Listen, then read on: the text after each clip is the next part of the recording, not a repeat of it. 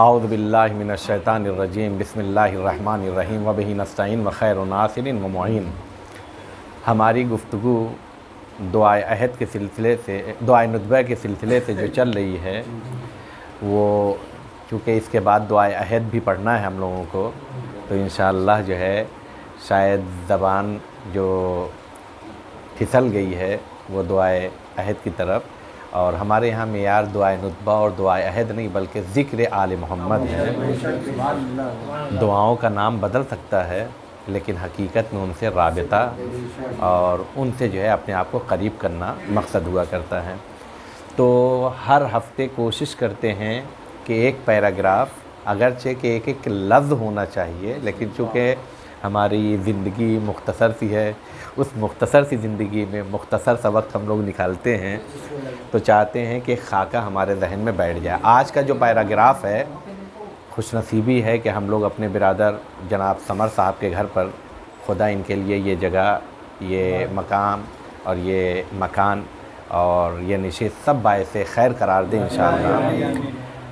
آج کا جو پیراگراف ہے تمام مومنین کے لیے بھی انشاءاللہ۔ پیراگراف کا ترجمہ پہلے میں کر دیتا ہوں۔ بعد ان شرطت علیہم الزہد، اور یہ اس وقت ہوا جب تو نے ان سے عہد لیا کہ وہ زہد اختیار کریں گے، زہد اختیار کریں گے۔ بعد ان شرطت، تو نے کیا کیا؟ شرط لگائی، علیہم ان کے اوپر، یعنی عہد لیا۔ کس چیز کا عہد لیا ہے؟ الزہد۔ یہ کب لیا ہے؟ پیچھے اگر آپ چلیں گے پیراگراف میں تھا، انہیں ایسی نعمتیں عطا کی ہیں جو لازوال نعمتیں ہیں۔ تو یہ نعمتیں جو لازوال ہیں وہ کب دی ہے اللہ نے؟ اہل بیت کو عطا کی ہیں۔ اہل بیت سے پہلے کیا کیا؟ عہد لیا ہے۔ وہ عہد کیا ہے؟ فی درجات ہذہ الدنیا الدنیہ، زہد کا عہد لیا تھا کہ اس ذلیل دنیا کے رتبے اور اس میں موجود رنگینیوں سے اپنے آپ کو بچائے رکھیں گے۔ زہد کہتے ہیں یعنی کیا؟ اس سے بچائے رکھنا۔ وزخرفہا، اور اس کی رنگینیوں سے، وزبرجہا، اور اس کی زینتوں سے چشم پوشی کریں گے۔ اس کے بعد پھر کہتے ہیں فشرطوا لک ذالک، اور انہوں نے اس شرط کو کیا کیا ہے؟ انہوں نے اس عہد و پیمان کو، چونکہ میں نے شرط کا ترجمہ کیا کیا ہے؟ عہد و پیمان، تیرے لیے انہوں نے پورا کیا۔ عہد لیا تھا تو نے، اور انہوں نے کیا کیا؟ عہد کو پورا کیا ہے۔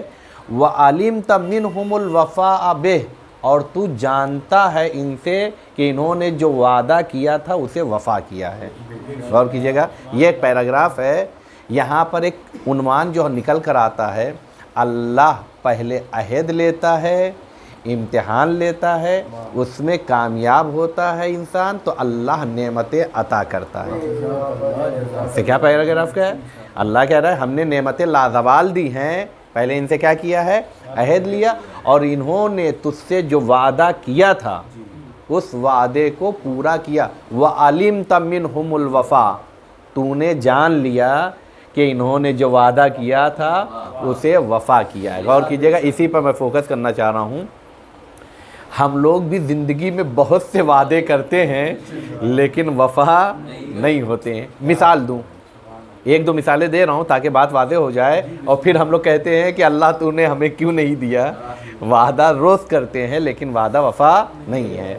مثال دے رہے ہیں، جیسے یہ اس لیے کہہ رہے ہیں تاکہ ہم لوگ اپنے آپ کو چیک کریں کہ ہم کتنے وعدے کرتے ہیں۔ مثلا خدا نہ کرے سفر پہ انسان جا رہا ہے، پلین میں بیٹھا ہوا ہے، اور تھوڑا سا گڑبڑی پلین میں ایسا محسوس ہو کہ ایک انجن اس کا خراب ہو گیا ہے، تو سب کیا کہتے ہیں؟ اللہ اگر بچ گیا تو تیری عبادت نہیں چھوٹے گی۔ یہ وعدہ ہوتا ہے کہ نہیں ہوتا ہے؟ اور صحیح سالم جب پہنچ گئے، کون سا وعدہ کون سا خدا؟ یہ پہچاننے کے لیے صرف ہے کہ ہم لوگ بہت سا وعدہ کرتے ہیں اور اس کے بعد پھر اللہ بھی جانتا ہے، علیم تھا ان سے، اہل بیت سے تھا کہ منہم الوفا، تبھی تو نے لازوال نعمتیں دی۔ ہم وعدہ کرتے ہیں لیکن کوئی وفا نہیں پایا جائے۔ ایک مثال یہ ہوئی ہے۔ اسی طریقے سے بیمار ہوتے ہیں، جب کوئی نہیں رہتا تنہائی میں، اللہ ٹھیک ہو گیا، بس اس کے بعد اب جہاں بیماری، اس کے بعد اللہ کہاں، ہم کہاں، ہمارا وعدہ کہاں۔ یہ سب مثالیں کس لیے دے رہا ہوں؟ انسان سمجھے کہ دیکھیں، یا ایک مثال اور دے رہا ہوں، یہ ہم لوگوں کے کامن ہے، میں اپنی بات کہوں کسی اور کی نہیں۔ اللہ میرے پاس پیسہ نہیں ہے، آ جائے گا تیری مخلوق کا بہت خیال رکھوں گا۔ یہ بہت کامن ہے، یہ کامن اس لیے کہہ رہا ہوں چونکہ ہے، میرے پاس آ جائے گا تو میں تیرے ضرورت مند بندوں کا کیا کروں گا، خیال رکھوں گا۔ ماشاء اللہ سے آیا تو اپنا ہی خیال پورا ہو رہا ہے، گاڑی نہیں تھی گاڑی ہو جائے۔ دیکھیں انکار نہیں ہے، لیکن اس وعدے کو یاد رکھو، انکار نہیں ہے، اللہ نے نعمتیں دی ہیں۔ یہ غلط تصور ہے کہ بہت زیادہ چیزوں کو نہیں، اللہ نے نعمتیں دی ہیں تو استعمال کرو، ہاں اسراف نہیں کرو، استعمال کرو، کسی کو نیچا نہیں دکھاؤ، استعمال کرو۔ اس کا مطلب یہ نہیں ہے کہ میرا گھر جو بنا تھا اس کی جو ہے بنیاد ہم نے جو رکھی تھی وہ کیا ہے، مثلا 9 فٹ اوپر رکھی تھی، اب کسی نے 10 فٹ بنا لیا تو توڑ کے 11 فٹ اوپر ہم بنائیں گے، یہ جو ہے عقل مندی نہیں ہے۔ تو اللہ نے نعمتیں دی ہیں، اس کا استعمال تو ہم لوگ وعدہ کرتے ہیں کہ نہیں کرتے ہیں، اللہ اگر کاروبار میں، بزنس میں، فلاں میں ہمیں کامیابی ملی تو ہم یہ کام راہ خدا فلاں تیرے بندوں کا، اور جہاں آیا تو سب سے بڑا ضرورت مند وہی نہیں۔ تو یہ سب وعدے بتا رہا ہوں، مثالیں دے رہا ہوں، یہ سب وعدے ہیں کہ نہیں ہیں۔ مارکیٹ میں آپ اگر کسی سے ایک ادھار سامان بھی لینے جائیے تو کوئی گارنٹی مانگتا ہے کہ نہیں مانگتا ہے، کوئی چیز رکھے، یا بینک پہ آپ جائیے اگر لون لینا چاہتے ہیں تو کیا کرتا ہے، آپ نے دیکھا ہوگا کہتے ہیں لون لینے میں بھی جس کا اچھا پایا جاتا ہے کہ اس نے قسطیں صحیح برابر سے بھری تھی، صحیح ہے، یہ تمام چیزیں ہیں، یہ ہوتا ہے کہ نہیں ہوتا ہے، لیکن اگر نہیں بھرا ہے تو نہیں دیتے، کیوں؟ اس لیے کہ وعدہ کیا تھا پورا نہیں کیا ہے۔ سمجھیے گا ہم لوگ کیا چل رہے ہیں، وعدہ کر کے پورا نہیں ہوتا ہے۔ تو بینکوں میں بھی اتنا خیال ہوتا ہے کہ نہیں ہوتا، مارکیٹ میں بھی اگر کوئی چیز ہم کیا کرتے ہیں، بدلے میں رکھتے ہیں تو اسے پہلے چیک کیا جاتا ہے، اگر صحیح ہے تو ہم اس کے عوض میں دیتے ہیں کہ نہیں۔ یہ دنیا ہے کہ نہیں، اللہ سے ہم لوگ وعدہ کرتے ہیں تو اللہ بھی چیک کرے گا کہ نہیں کرے گا، یہ وعدہ کیا ہے پورا کر رہے ہو کہ نہیں کر رہے۔ اہل بیت نے وعدہ کیا تھا اسے وفا کر کے دکھایا ہے، علمت تو نے جان لیا، لہذا تو نے لازوال نعمتیں عطا کی ہیں، لہذا اب ہمیں اگر نعمتیں چاہیے تو کیا کرنا ہے، اللہ سے کیا ہوا وعدہ، ہم لوگ بہت سے وعدے کرتے ہیں تو اس وعدے کو چھوڑنا نہیں ہے۔ یاد رکھیے مولا کائنات کے سلسلے سے رسول اسلام ارشاد فرماتے ہیں، یا علیو، چونکہ وعدہ کیا کیا تھا، بعد ان شرطت منہم الزہد، زہد اختیار کریں گے، یعنی دنیا کی رنگینیوں کو نہیں۔ اور یہاں پہ ایک جملہ کہنا چاہتا ہوں، دنیا تو محبت علی کے ذریعے سے مزین ہوا کرتی ہے، نہیں ہے تو علی کہاں جائے گا دنیا کی رنگینی، بلکہ دنیا اپنے آپ کو چاہتی ہے کہ اعتبار عطا کرے تو اپنے آپ کو در آل محمد کے در پر لانا پڑے گا۔ مولا کہتے ہیں، رسول اسلام کہتے ہیں، یا علیو ان اللہ قد زینک بزینۃ، کیا ہے علی، بے شک اللہ نے آپ کو مزین کیا ہے ایک ایسی زینت سے، لم یزین العباد، اللہ نے ایسی زینت اپنے بندوں میں سے کسی کو نہیں دی ہے، وہ کیا ہے، بے زینتین احب الی اللہ منہا، کہ اس زینت سے زیادہ کوئی زینت اللہ کو پسند ہو، یعنی بہترین اور پسندیدہ زینت جو اللہ کی ہے وہ اللہ نے کسے دیا ہے، اپنے بندوں میں آپ کو عطا کی ہے، وہ کیا ہے، کہا زینک بالزہد، اللہ نے آپ کو مزین فرمایا ہے کس سے، زہد سے، فی الدنیا، دنیا میں، اور علی نے یہ کر کے بتایا، دنیا کے چکر میں ہر انسان پڑا ہوا ہے، علی نے ایک نہیں 3 مرتبہ طلاق دے کے بتایا ہے، علی دنیا کے لیے نہیں آیا ہے، غور کیجئے گا۔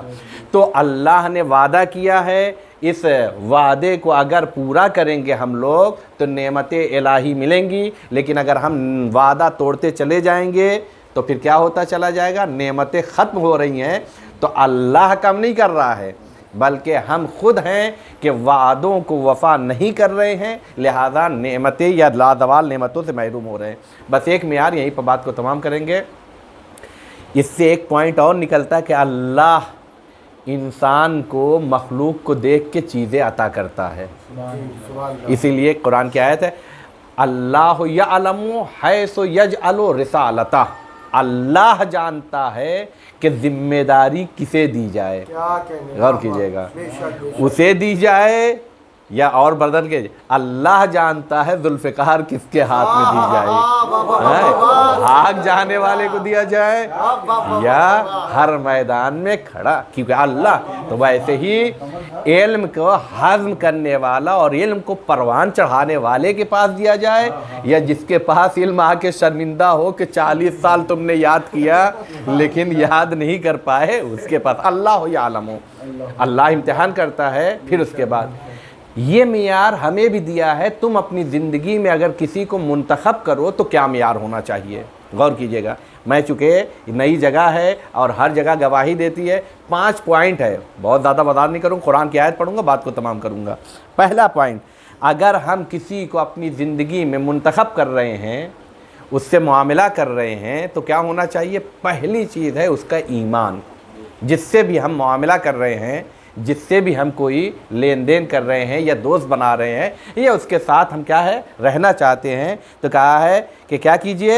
ایمان دیکھیے. قرآن کی آیت ہے, اللہ ارشاد فرماتا افمن کان مؤمنا کمن کان فاسقا لا یستوون. کیا مومن اور فاسق دونوں برابر ہو سکتے ہیں؟ جب مومن اور فاسق برابر نہیں ہو سکتے ہیں, نگاہ قدرت میں کون عظمت رکھتا ہے؟ مومن عظمت رکھتا ہے. تو اب اگر کسی کے ساتھ رہنا ہے تو کہ انتخاب کرنا ہے تو کیا کرنا ہے؟ ایمان کو معیار بنانا ہے. پہلا قرآن کی آیت, دعائے کمیل میں بھی یہ آیت آئی ہوئی ہے, افمن کان مومنا کمن کان فاسقا لا یستوون. دوسرا, جو نیکیوں میں بڑھ چڑھ کر حصہ لیتا ہو. قرآن کی آیت ہے والسابقون السابقون اولئک المقربون. جو لوگ اچھے کاموں میں بڑھ چڑھ کر حصہ لیتے ہیں وہی خدا کے نزدیک کیا ہیں؟ مقرب ہیں. تو جو نیکیوں سے فرار کر جائیں ان کے ساتھ رہنا, ان کے ساتھ لین دین نہیں, بلکہ کون ہے؟ کہا جو نیکیوں میں بڑھ چڑھ, کیونکہ اللہ کے نزدیک وہی لوگ کیا ہیں؟ مقرب ہے. 2 پوائنٹ ہوا. تیسرے کہا اس کے ساتھ رہیے یا اس کے ساتھ معاملہ کیجئے کہ جس کے اندر طاقت بھی پائی جاتی ہے اور علم بھی پایا جاتا ہے. غور کیجئے گا, کیا پائے جاتے ہیں؟ طاقت بھی پایا جاتا ہو, علم. قرآن کی آیت ہے وَزَادَهُ بَسْطَةً فِي الْعِلْمِ وَالْجِسْمِ. اللہ اگر تمہارے لیے کوئی رہبر منتخب کرتا ہے تو 2 چیزوں کو دیکھتا ہے. اس کے پاس کیا ہونا چاہیے؟ علم بھی ہونا چاہیے, زیادتی علم بھی ہونا چاہیے, بَسْطَةً فِي الْعِلْمِ وَالْجِسْمِ, اور جسم کے عنوان سے بھی محکم ہونا چاہیے. ایسا نہ ہو جائے, ایسا نہ ہو جائے کہ پرچم اٹھانے کے چکر میں خود ہی بیٹھ جائے. نہیں, بدن سے مضبوط ہونا چاہیے. صحیح ہے, کیونکہ اس چیز کا تو بدن کے اعتبار سے بھی علم کے اعتبار سے. غور کیجئے گا, اور اللہ کے حبیب نے ہمیں ایسا رہبر دیا ہے جس کے پاس علم آ کے فخر کرتا ہے, اس کی آگوش میں پروان چڑھا ہوں. اور پرچم یعنی بدن کے اعتبار سے دنیا میں بھی اسلام کا پرچم علی کے ہاتھوں میں تھا, آخرت میں بھی لوائے حمد علی کے ہاتھوں میں ہوگا. غور کیجئے گا.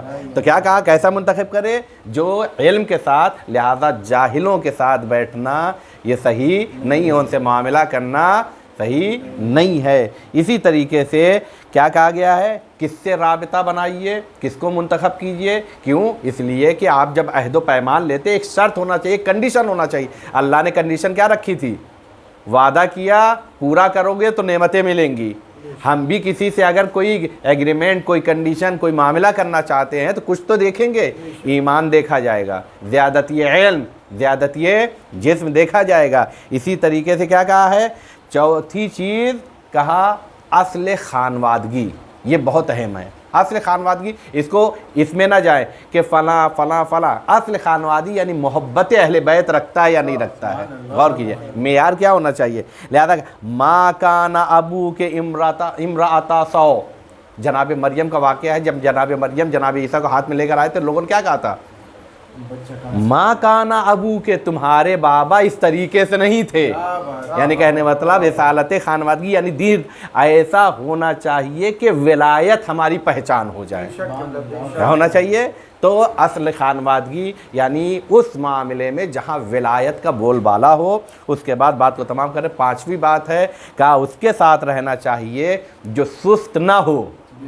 معاملہ اس سے کیا جائے جو کوشش، اسٹرگل، مناظرہ، مباحثہ اور مبارزہ کرنے والا ہو۔ قرآن کی آیت ہے فضل اللہ المجاہدین علی القائدین، جہاد کرنے والوں کو اللہ نے بیٹھ جانے والوں پر فضیلت بخشی ہے، اجرن عظیمہ، اللہ اجر دے دے تو یہی بہت بڑا ہے، لیکن اجرن عظیمہ کہہ رہا ہے۔ اللہ جب عظیم کہہ رہا ہے تو پھر اگر منتخب کرے، اسی لیے کہتے ہیں ایسا دوست مت بناؤ جو آپ کو نا امیدی کی طرف لے جائے، بلکہ ایسے کو دوست بناؤ جو آپ کو امید کی دنیا میں لے کے جائے۔ لہذا خوش نصیب ہیں آپ سب، ایسے دوست، ایسے ساتھی ہیں کہ خود بھی امید کی دنیا میں رہتے ہیں اور سب کو ساتھ میں جمع کرتے ہیں۔ کیوں؟ اس لیے کہ امام زمان کے لیے جمع ہونا گویا امید کے سائے میں زندگی گزارنا ہے۔ خدا سے دعا یہی ہے کہ بار الہ ہمیں جو وعدہ کریں اس وعدے کو پورا کرنے کی توفیق عنایت فرما، تاکہ تیری نعمتوں سے محروم نہ ہونے پائیں،